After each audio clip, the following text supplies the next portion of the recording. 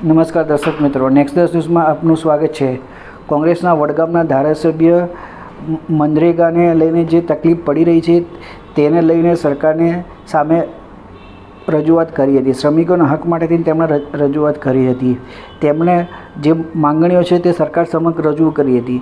તે માંગણીઓ મુજબ પૂર્વે કેન્દ્ર સરકાર દ્વારા મનરેગાને અધિનિયમ તરીકે બનાવવામાં આવેલ, હાલમાં તેની યોજનામાં ફેરવવામાં આવેલ છે। આ ફેરફાર તાત્કાલિક રદ કરી મનરેગાને પુનઃ અધિનિયમ તરીકે યથાવત રાખવામાં આવે।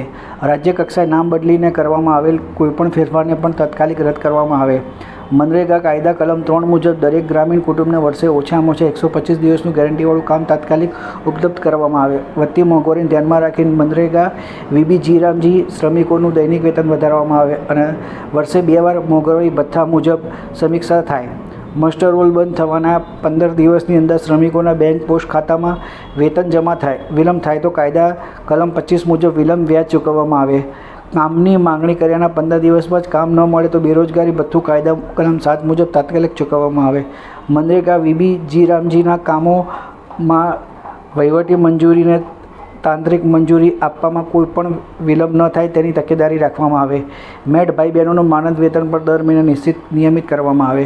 કામના સ્થળે પીવાનું પાણી, છાયા, પ્રાથમિક સારવાર અને બાળકો માટે કેચની સુવિધા મનરેગા માર્ગદર્શક મુજબ ફરજિયાત કરવામાં આવે। નવા જોબ કાર્ડ અને જોબ કાર્ડમાં નામ સુધારવાની અરજી 7 દિવસમાં નિકાલ કરી કાર્ડ આપવામાં આવે। કોઈ શ્રમિક કાર્ડ વિના ન રહે। શ્રમિકોની લેખિત માંગણી મુજબ જ ગામમાં કામ આપવામાં આવે।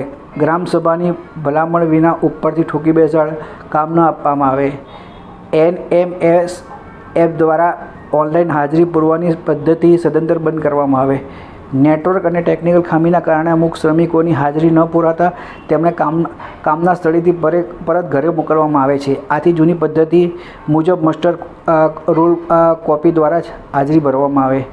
મેડ ભાઈ બહેનો માટે મનરેગાના કામ સિવાય પ્રધાનમંત્રી આવાસ યોજનાના જોબ કાર્ડ બનાવવામાં આવે। KYC કરવા, સર્વે કરવા જેવા એક્સ્ટ્રા કામ કરાવવામાં આવે છે। આવા વધારાના કામોના અલગથી વેતન ચૂકવવામાં આવે અને મનરેગાના મૂળ કામમાં અવરોધ ન થાય।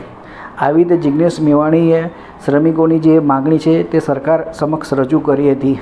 તો દર્શક મિત્રો, આ અંગે આપનું શું માનવું છે તેમને કોમેન્ટ બોક્સમાં જરૂરથી લખીને જણાવશો। અને દર્શક મિત્રો, તમે અમારી આવા સમાચાર જોવા માટે તમે અમારી ચેનલ લાઇક કરો, શેર કરો, સબસ્ક્રાઈબ કરો।